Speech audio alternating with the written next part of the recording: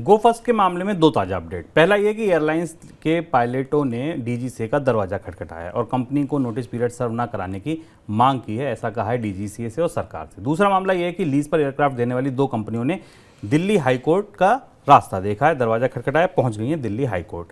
एक खबर ये भी है कि वाडिया समूह को गो फर्स्ट से 65 करोड़ रुपए का बकाया नहीं मिला है। सर, ये पायलट्स का क्या मामला है?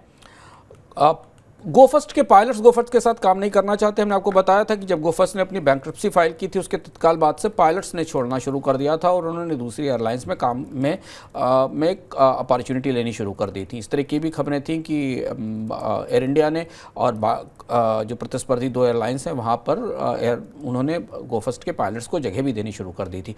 अब मामला यहाँ उलझ गया है कि गोफर्स्ट ने अपने पायलट्स को रोकना चाहती, क्योंकि गोफर्स्ट ने अपने इंसॉल्वेंसी पिटीशन के में ये बताया है कि कंपनी अपनी उड़ान दोबारा शुरू करना चाहती है और पायलट्स को काम करने में इच्छुक नहीं है, क्योंकि कंपनी इंसॉल्वेंट है, पैसा देने की स्थिति में है कि नहीं है।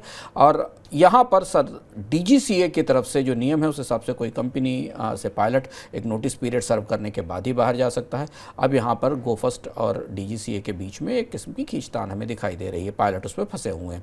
पायलट्स का कहना है कि डीजीसीए के नियम नहीं लागू होने चाहिए। वही बात है कि इंसॉल्वेंट कंपनी है, इसलिए उनको नई जगह नौकरी शामिल करने की बात की जाए।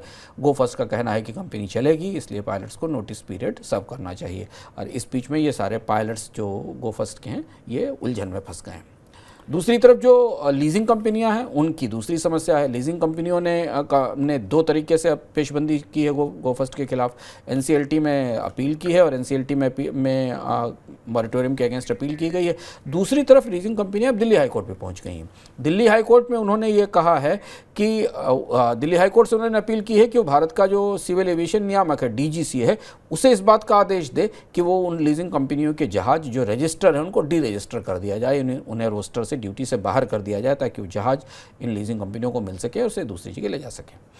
गो फर्स्ट के बाद वाडिया समूह की एक और कंपनी कर्ज के संकट में फंसती दिख रही है। रेटिंग एजेंसी केयर रेटिंग्स ने वाडिया समूह की कंपनी बॉम्बे डाइंग की तरफ से कर्ज का ब्याज चुकाने की क्षमता पर संदेह जताया। यानी कि उसको ऐसा लग रहा है कि शायद कंपनी अपने कर्ज का ब्याज ना चुका पाए या कर्ज ना चुका पाए। वित्त वर्ष 2023 और 2024-25 में बॉम्बे डाइंग को 3,597 करोड़ रुपए का कर्ज लौटाना है। 23-24 और 24-25 यानी कि एक ये जो साल चल रहा है फाइनेंशियल ईयर ये और एक इसके अगले साल में, इन 2 सालों में 3,597 करोड़ रुपए का कर्ज जुटाना है, लौटाना है। लेकिन राइट इशू के जरिए 940 करोड़ रुपए का जो फंड जुटाने की योजना थी उसमें देरी हो रही है। इस वजह से कंपनी को कर्ज लौटाने में शायद दिक्कत हो सकती है। क्या किया फिर सर गियर रेटिंग्स में? वाडिया समूह की कंपनी बॉम्बे डाइंग को लेकर एक खबर थोड़ी चौंकाने वाली है। बॉम्बे डाइंग बाजार की सबसे पुरानी कंपनी है, लाभांश का पुराना रिकॉर्ड है, पर बॉम्बे डाइंग भी कर्ज के जाल में फंसती दिखाई दे रही है। कंपनी का राइट इशू जो करीब 1000 करोड़ का आने वाला था वो फंस गया, समय पर नहीं आ पाया और उसके बाद अब कंपनी के पास ऐसा पैसा नहीं है कि 3,3500 करोड़ रुपए का जो कर्ज है वो चुकाए। और इसलिए केयर रेटिंग ने बॉम्बे डाइंग की रेटिंग में भी कटौती की है। बॉम्बे डाइंग की रेटिंग BB माइनस कर दी है और A3 कर दी है और आउटलुक भी रिवाइज किया है केयर रेटिंग ने। यह पहली बार ऐसा हुआ है कि जब बॉम्बे डाइंग की साख को इस तरह से कम किया गया है। तो वाडिया समूह के लिए एक साथ 2-3 मुश्किलें खड़ी हो गई हैं। गो फर्स्ट बैंक्रप्सी की तरफ है।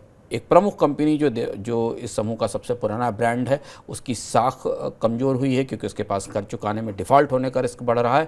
और सेबी के साथ कुछ और मामले हैं जिनमें वाडिया समूह के खिलाफ सेबी पहले से कार्रवाई भी कर चुका है।